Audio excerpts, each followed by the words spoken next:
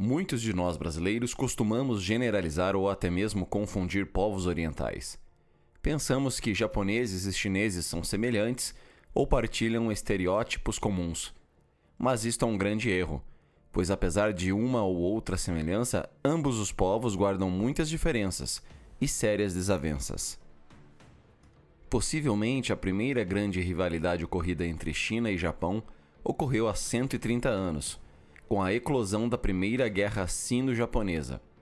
Um grave conflito que envolveu uma disputa de poder pela Coreia que naquela altura ainda não estava dividida e possuía grande proximidade com o Império Chinês.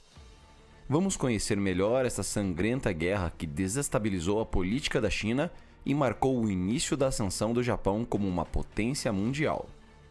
O ano era 1894.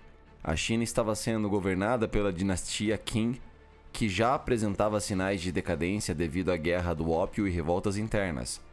O Japão, por sua vez, após uma abertura ao Ocidente, estava se modernizando e já apresentava vocações imperialistas nesses fins do século XIX. Antes do Japão se destacar, a China exercia quase total influência na Ásia Oriental. Tanto é que grandes impérios do século XIX, como a Grã-Bretanha e Rússia, visavam enfraquecê-la para poder dominar o comércio e mesmo territórios no leste da Ásia. Até 1853, os portos japoneses estavam fechados ao comércio. Foi com a chegada do comodoro estadunidense Matthew Perry que o Japão voltaria a se abrir ao mundo ocidental. Acabaria o regime político do shogunato e também, alguns anos depois, iria iniciar a Era Meiji, quando o país dá os primeiros passos para sua modernização e se abre ao comércio exterior, especialmente ocidental. Desde muito tempo, tradicionalmente, a Coreia havia sido um estado vassalo à dinastia Qing da China, ou seja, possuía relações de obrigações e lealdade ao governo chinês em troca de apoio e proteção. Os reis coreanos tradicionalmente pagavam tributos ao Império da China, e a afinidade cultural entre coreanos e chineses era evidente. A partir das décadas de 1870, o Japão passou a exercer certa influência na realeza de Seul. Os coreanos conservadores desejavam manter a continuidade da relação com os chineses. Entretanto, havia na Coreia facções reformistas que desejavam estabelecer laços com o Japão e, assim como este país, abrir-se para o mercado e influências ocidentais. A Coreia, pela proximidade com as ilhas japonesas, era um ponto fulcral para o desenvolvimento e soberania do Império do Japão, no Extremo Oriente. O prussiano Clemens Meckel declarou ao exército Meiji que a Coreia era um punhal apontado ao coração do Japão. Qualquer presença militar de outro país na península da Coreia seria uma ameaça aos planos expansionistas do Japão e mesmo um risco à segurança das ilhas japonesas.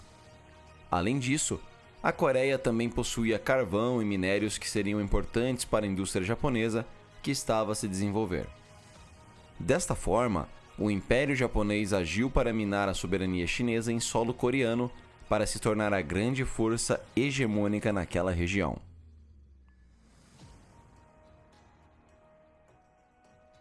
Em fevereiro de 1876, o governo japonês impôs o Tratado de Ganghwa na Coreia, que obrigaria aquele estado a abrir relações comerciais com o Japão e outros países estrangeiros.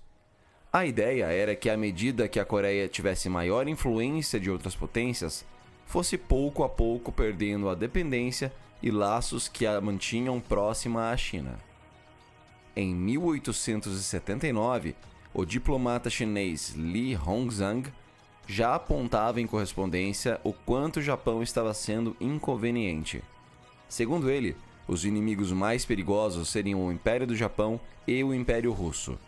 Ávidos por ganhos territoriais, eles seriam ainda piores que o comércio com o Ocidente, o qual havia trazido influências corruptas como o ópio e o cristianismo. Em 1882, um incidente com militares coreanos acabou por promover um motim e saques em celeiros de arroz. A delegação diplomática japonesa de Seul também sofreu ataques e precisou fugir. Como resposta, o Japão enviou 4 navios de guerra e um batalhão de soldados para a capital coreana, com o intuito de salvaguardar seus interesses e pedir reparações. A China também mobilizou 4.500 soldados para combater as tropas japonesas. A guerra só não explodiu nesta altura devido ao Tratado de Gemulpo, assinado na noite de 30 de agosto de 1882. Dentre outras coisas, este acordo estabelecia que, além de ser indenizado, o Japão receberia um pedido formal de desculpas da Coreia e receberia autorização para estabelecer um quartel e tropas estacionadas em sua delegação diplomática na cidade de Seul. Nos anos seguintes, Japão e Coreia continuaram com as rivalidades em território coreano, especialmente num incidente que ficou conhecido como Golpe de Gapsin. Em 1884, a Coreia estava sendo governada por um pró-conservador chinês e um grupo de reformistas pró-japoneses tentaram dar um sangrento golpe neste governo. Os pró-chineses responderam e contaram com o auxílio das tropas do general chinês Yuan Shikai. Estes recuperaram o poder e deixaram muitos rivais mortos. Além disso, a embaixada do Japão foi queimada. 2 anos depois, outra grave ocorrência abalou ainda mais os ânimos entre Japão e China. Foi quando 500 marinheiros chineses desembarcaram em Nagasaki e causaram arruaças, violências e destruições diversas. Ao ser acionada, a polícia local travou batalhas de espada em plena Nagasaki para tentar conter os marinheiros da China.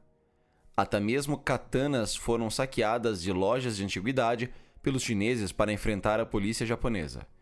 O saldo de tal incidente foi quase uma centena de mortes de ambos lados e muitos marinheiros presos. O incidente causou ainda mais animosidades entre os governos sinos e nipônicos e o Japão exigiu o pedido de desculpas da parte da China. Todavia, esta que detinha a maior força esquadra da Ásia recusou a se desculpar. Vários outros acontecimentos acirraram a rivalidade dessas potências orientais e, somados, acabaram por eclodir num grande conflito armado.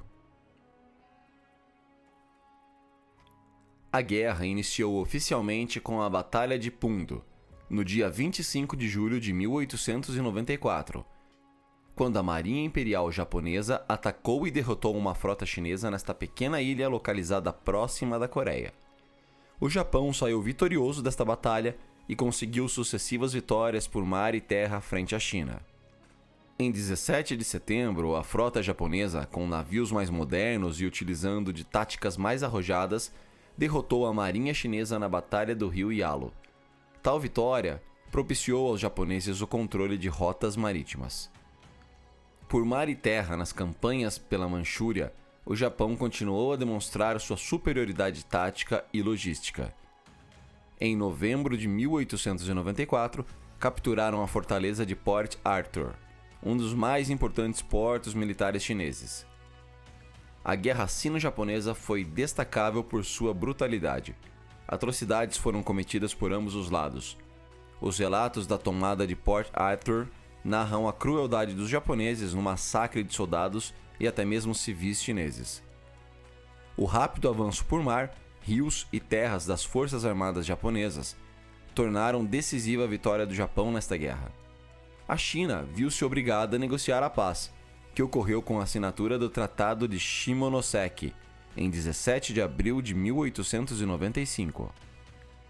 Todavia, as imposições deste documento foram humilhantes para a China. Segundo os termos do tratado, a China deveria reconhecer a independência da Coreia, renunciando à sua dominância e hegemonia sobre a península. O Império Chinês cederia ao Japão a ilha de Taiwan, as Ilhas Pescadores e a península de Liaodong, incluindo Port Arthur. Além disso, a China seria obrigada a pagar pesada indenização de guerra ao Japão. O tratado definiu o fim oficial do conflito, mas as reverberações dessa inimizade e rivalidade sino-nipônica persistiram por décadas. A vitória nesta guerra foi um marco para o Japão na sua conversão de um estado feudal e fechado ao mundo para uma potência econômica e militar que desejava expandir-se e abrir-se ao Ocidente. A superioridade japonesa nos combates revelou que as reformas de Meiji foram eficazes e tornaram o Japão mais moderno e preparado para o século XX. Para a China, a guerra teve um efeito desestruturante, pois demonstrou o despreparo e corrupção da dinastia Qing. Este conflito colaborou para o processo de decadência do poder central chinês e estimulou movimentos revolucionários e reformistas em diversos pontos do grande império. No cenário internacional, a Guerra Sino-Japonesa modificou a forma como o mundo encarava o Extremo Oriente. A China, anteriormente considerada um centro cultural e político da região, passou a ser vista como uma potência decadente. Já o Japão acabou por se destacar como uma força imperialista emergente e ameaçadora no leste asiático, o que traria como consequências novos conflitos e rivalidades nos anos vindouros, como a Guerra Russo-Japonesa, que ocorreu entre 1904 e 1905, e a Segunda Guerra Sino-Japonesa, que ocorreu entre 1937 e 1945, que coincidiu em seus anos finais com o envolvimento japonês na Segunda Guerra Mundial. E aí, gostou de saber sobre esta rápida e violenta guerra? Estou certo que muitos de vocês não sabiam de como esses países alimentaram tamanhas rivalidades, não é mesmo? Espero que tenham apreciado este conteúdo e sintam-se motivados a compartilhá-lo. Também esperamos que vocês sintam-se com vontade de nos acompanhar nos próximos episódios em que mostraremos algo muito interessante e importante que aconteceu